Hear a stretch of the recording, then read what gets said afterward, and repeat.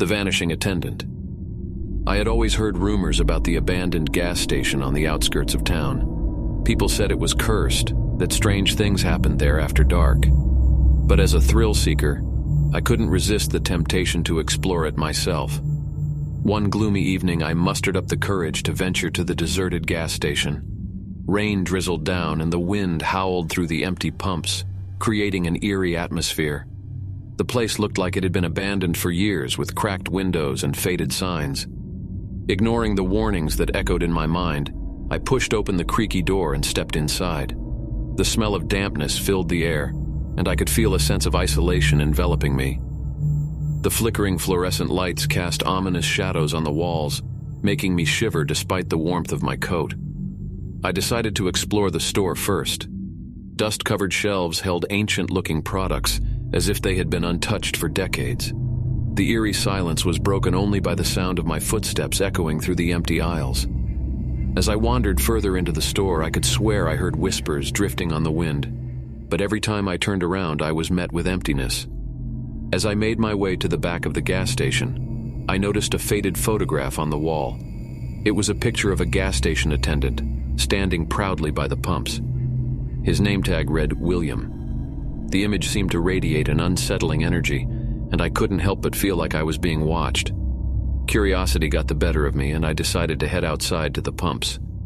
The rain had intensified, creating a haunting atmosphere around the dimly lit area. As I approached the pump, I noticed something strange. It was still operational despite the apparent abandonment of the station. I cautiously touched the pump's handle, and to my surprise, it dispensed fuel. Confused, I checked my surroundings, half expecting someone to appear out of the darkness, but the station remained deserted. Just as I was about to leave, I heard a faint noise coming from behind the pump. It was like a muffled cry for help. My heart raced, and I summoned all my courage to investigate. Behind the pump, hidden from view, I found a small, rusted trap door. Compelled by an inexplicable force, I opened the trap door to reveal a narrow staircase leading downward into darkness. Fear and curiosity battled within me, but the desire to uncover the secrets of this cursed place won. I descended the stairs, and the air grew colder as I delved deeper underground. I soon found myself in an old storage area filled with dusty boxes and abandoned equipment.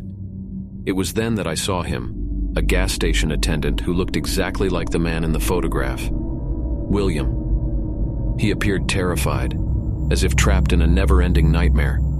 I called out to him, but my voice seemed to vanish into the darkness.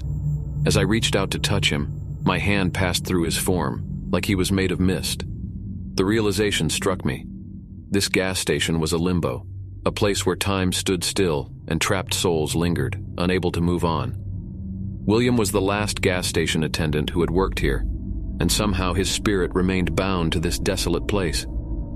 I knew I had to help him find peace, but I had no idea how to break the curse. As I contemplated my next move, the walls seemed to close in, and the atmosphere grew suffocating. The whispers I had heard earlier intensified, growing louder and more menacing. The gas station itself seemed to come alive, as if trying to trap me in this nightmare too. In a moment of desperation, I recited a prayer I had learned from old legends of cleansing cursed places. As the words left my lips, the gas station trembled and the whispers dissipated into the air. In the midst of this chaos, William's figure began to fade, but this time he wore a peaceful expression. He mouthed a word of gratitude before vanishing completely. With William's release, the oppressive atmosphere lifted, and the gas station returned to its abandoned state. I rushed back up the narrow staircase, not looking back as I pushed open the creaky door and stepped outside.